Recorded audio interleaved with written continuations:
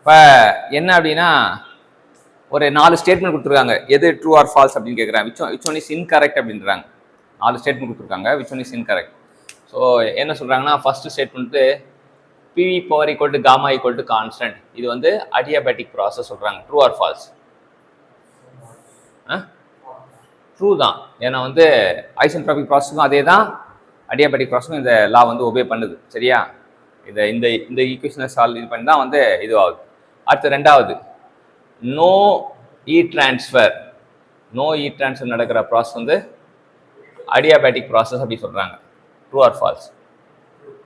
True. So 2 true ஆயிடுச்சு. அப்புறம் temperature கான்ஸ்டன்ட்னா அதை வந்து ஐசோதர்மல் ப்ராசஸ் சொல்கிறாங்க. True or false? ட்ரூ தான். சரியா? அதுக்கப்புறம் நெக்ஸ்ட் என்ன அப்படின்னு பார்த்தீங்கன்னா, ப்ரெஷர் கான்ஸ்டன்டாக இருந்தால் ஐசோசோரிக் ப்ராசஸ்ன்றாங்க. True or false? ப்ரெஷர் கான்ஸ்டன்டாக இருந்தால் ஐசோசோரிக் ப்ராசஸ்ன்றாங்க. True or false? Pressure constant என்ன ப்ராசஸ்? ஐசோபாரிக். நம்ம மறந்து போய் அது ட்ரூன்ட்ருவோம். அப்போ இது வந்து தப்பு. ஸோ 4 ஸ்டேட்மெண்ட்டில் இது தப்பு. அப்போ ஐசோசோரிக் ப்ராசஸ்னால் எது கான்ஸ்டன்டாக இருக்கும்? வால்யூம் தான் கான்ஸ்டன்ட். ஸோ ப்ரெஷர் கான்ஸ்டன்ட் என்ன ப்ராசஸ்ஸு? ஐசோபாரிக் தான். ஸோ ப்ரெஷர் கான்ஸ்டன்ட்டாக இருந்தால் ரெண்டு மேட்ச் ஆகாது.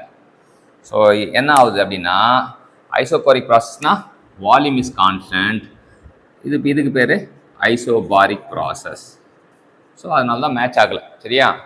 இது மேட்ச் ஆகாத 2 விஷயத்த ஒன்றா போட்டாங்க. So this statement is incorrect. அதான் நம்ம தெரிஞ்சுக்கணும். இது ஒரு சூப்பரான கொஸ்டின். நம்ம என்னன்னா கான்செப்ட் தெரிய நம்ம லேர்ன் பண்ணிக்கிட்டே வரும். Thank you champions.